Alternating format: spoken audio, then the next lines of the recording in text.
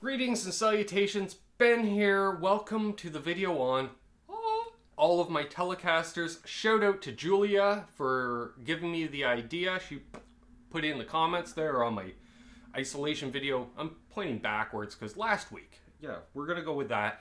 It's my third time doing this because first time tongue-tied. Second time, I got the old fob here and I had it on the belt loop around here. Well, that was fine, except I kept scooting up towards the camera, sitting on the remote. So I don't think much was recorded of that. So we're gonna look at the guitars in chronological order, not the order that I got them, but the order they were made. Why? It's just easier that way. So the first one we're gonna look at right here, this was the first guitar when I started playing on. This was my dad's #1 for gigging for years and years and years. It is a 1967 Telecaster. It was blonde.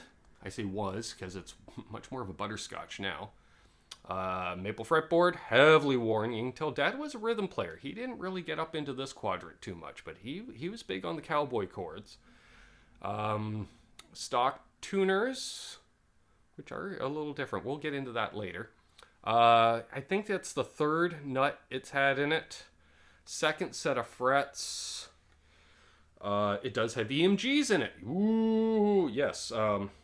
This was played at stage volume. I'm going to zoom back. I did this in the last video where you see a lot of this. Yeah, that's not cool. So we'll just zoom back. That's why we have a chair on wheels. Back to the story. This was played through a Fender Vibrolux Silverface at stage volume. Very clean because there's no gain on those amps, believe me. Just a master volume. And as a result, a lot of buzz coming through. So Dad had heard about these active things that cut down on the buzz, and so he got those, and that's cool. I have the original bridge pickup. The original bridge pickup from this actually was in that one over there, but more on that later. Original strap buttons, because there was no strap locks at the time. Dad didn't really believe in them, because his idea was if you get a good balanced guitar, which Fenders generally are, you don't really need strap locks. Unlike your Lester Pulfis that traditionally were always very booty heavy, so it would come up and then pop off. Yeah. So there we are. Any other modifications? Just pickups and maintenance, essentially. Like I say, nut wears out, new nut. 0 fret height and 0 nut height. Let's zoom in. Where's the lens? There's the lens. You can see that nut barely pokes out over the fretboard. Minimal fret height, which I love. Some people don't like it. I like it. So heavy checking. Did I mention also 1967 was one of, if not the lowest production run. I think they made a crap ton of these in 66. And so as a result, they didn't all sell. Carried over a lower production run the next year, which increases the collectability of one of these. But I don't know. Is this player grade at this point? I don't know. It's worn. It's well loved. Some people look for that stuff because, that's a well loved one, so it must play well. Guy played it a lot. You get those ones that are 50-year-old guitars and they look brand new. Why? You hope somebody just bought it, put it in a case. But maybe it just played terrible. Sure, let's go to the next one, Ben. Boom. Similar to the last one. Except, rosewood fretboard. I mentioned the tuners on the last one. They did change the tuners. Again, this is Fender. The 67, more of a rounded top. They rounded off these corners. I'm going to try to get it in the reflection here, but you can kind of see on top. They have more of a peak, a sharper edge. So, and back then, they didn't have all the custom shops and stuff, so they just kind of used what wood was available. And unfortunately, I'm a little washed out here. Let's see. Oh, there we go. So nice graining on the back of the headstock, but some bird's eye going on in there, some figuring. Yeah, which is awesome. Again, super small frets, minimal fret height. When I got it, the nut was actually broken in half, so I went old school. Boom, I can do that from that angle. I love it. There's a thumbnail right there. Brass nut, old school. Also, this is heavily modded. We'll just go with that. Ben, you heavily modded a 50-year-old guitar. Nothing that can't be undone. I kept all the original parts. There was no routing, no drilling, no carving, none of that. So who knew a modern 6-saddle bridge bolts right onto a traditional. Nice. And this thing, I will say, you know, it's got some nicks and scratches, but, and I should mention, I got this from my cousin Brad. He sent it to me as a fellow Telecaster lover. There's a bit more story to that, but I think I covered it when I did an actual just demo on this guitar. So check out that video. So yeah, it even had the ashtray over top. Woo, yes. So I put on a 6-saddle bridge to modernize it. Neck pickup, it was done. Bridge pickup was weak. Messing around with there it is over there, the original pickups out of the 67. And I just finally said, screw it. Talked to Travis at Reno Fin Custom Guitars. More on him later. And I had him wind me up. These are called the Vintage Workhorse Set. We co-designed together, and they're based off a 53 Tele set. Real nice. Those who know Teles know the 53. That was a good year. Also, put in a 4-way switch so I can get that out of phase, stratty cluckiness, because I gig with this when I gigged. I don't gig anymore. Why? Well, there's a variety. You know, look outside, you know, and yeah. And I don't have a band. A band really helps. If you look at the lower horn here, we got a big old hole in there because somebody played this lefty style at some point. Oh, I also put on the old Shaler strap locks. But Ben, you just said about the last guitar, they're balanced. You don't need strap locks. Well, I have strap locks on all my straps automatically. And switching, I'll use a Les Paul and a Tele. And I just use the same strap on both because if I'm using wireless, for instance, I have the wireless pack duct taped onto the guitar strap because I'm one of those guys. So yeah, other than that, that's it. You know, she's pretty stock. Well, she's not pretty stock, Ben. Not even close. That's true. So yeah, and I think it was originally an Olympic white that's faded into this nice buttercream type color. So that's the 67. No, that's the 71. Get it right, Ben. And yeah, there was some inconsistencies. Like you hear about the 70s fenders. And like for instance, the pickguard damn near comes off the lower horn because they made this lower horn a little too much that way. That's okay. It just allows more hand access. Also, side by side, both of them have black logos on the headstock. Notice the position of the logos. Not very consistent. That one's almost fallen off the end.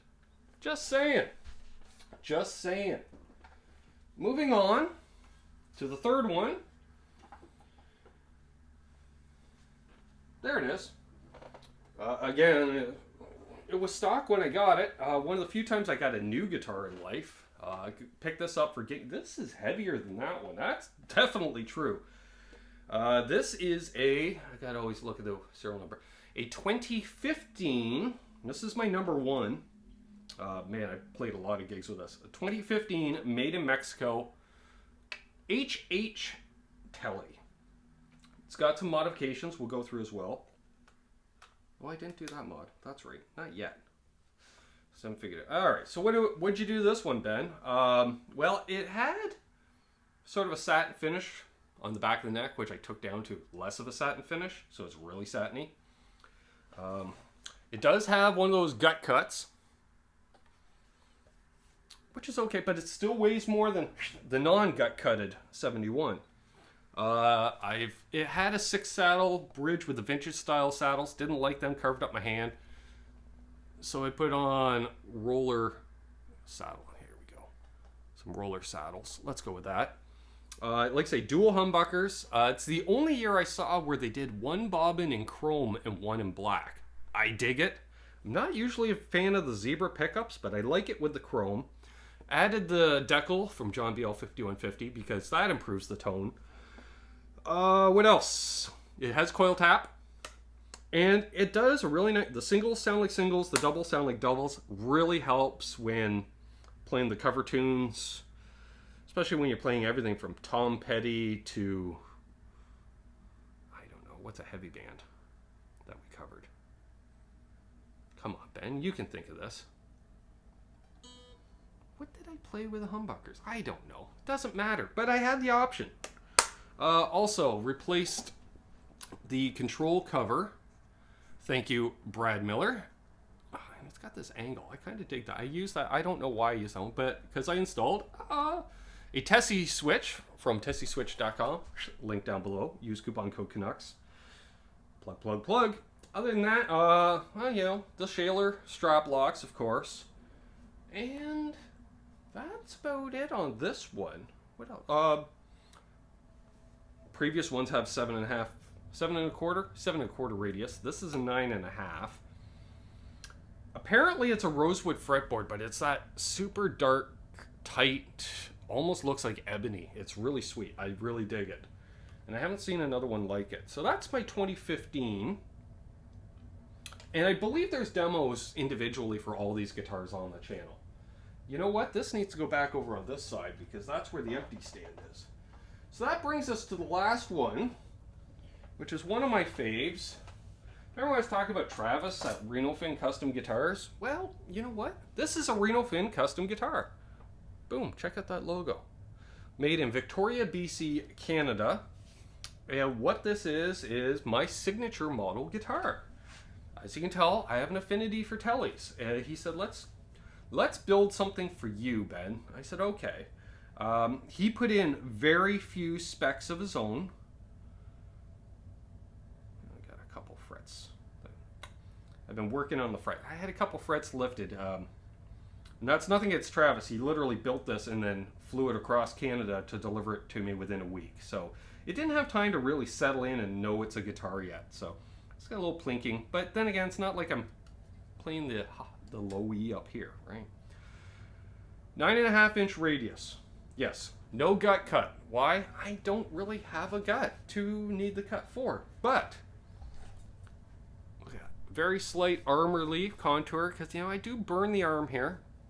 I forget what we call this, a devil burst with a very cool pick guard, of course, scratch plate pick guard. 6 saddle American Tele style modern bridge. 4-way switch. That's my thing. I gotta have that out of phase option. My signature set of P90s, which have a name, but I don't know what they're called. Check out renofin.ca. Link down below if you want to check them out. Basically, you have your stock Parson Street style neck P90, and then an overwound. She can get gnarly bridge pick. Because who needs an overwound P90? This guy.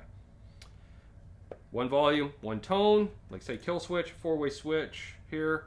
Does not have strap locks. Ben, you ran out of strap locks, you got busy, I don't know. The only modification is I did install a Tesi Switch in it myself because honestly when this was being made, I don't know if I was involved with Tesi yet at the time when this was being made and designed. No finish on the neck, not raw. Well, some staining, and I have sanded it further. It was a little rough for me. I liked a little higher grit, a little smoother finish. And again, there's a light spot there that you can't see because I'm overexposed. Raw maple fretboard. So Canadian maple neck. Yeah, she's nice and dirty. Why? Because I didn't finish the fretboard either. Pretty low frets. I would have liked even lower and smaller, but Travis said, you're insane. I showed him the 67 when this was delivered. He went, nobody plays guitars with frets like that. That's when you replace the frets. I said, no, that's when it gets to the good spot. Why? I don't know. Other than that, Honduran mahogany body, maple neck. So I was kind of, you know, with the mahogany getting a little Lester Palfus influence in there because those are my second favorite body styles and such in the P90s, you know, like the original Lester Palfuses. And then we maple neck, bolt on, raw. That's all Eddie Van Halen. That's all him. So yeah, that's it. I've been rambling for almost 15 minutes talking about 4 guitars. That's not bad. Didn't play any of them. That's okay too. It wasn't a playing video. It was a informational video. Let's go with that. So I didn't mention it. You're probably not at this point in the video, but please like and subscribe. Leave a comment down below what your favorite Tele is. It doesn't have to be a Fender. It could be anything, but a T style. We'll call it in the T body style. So until next time, hold those doors open and cheers.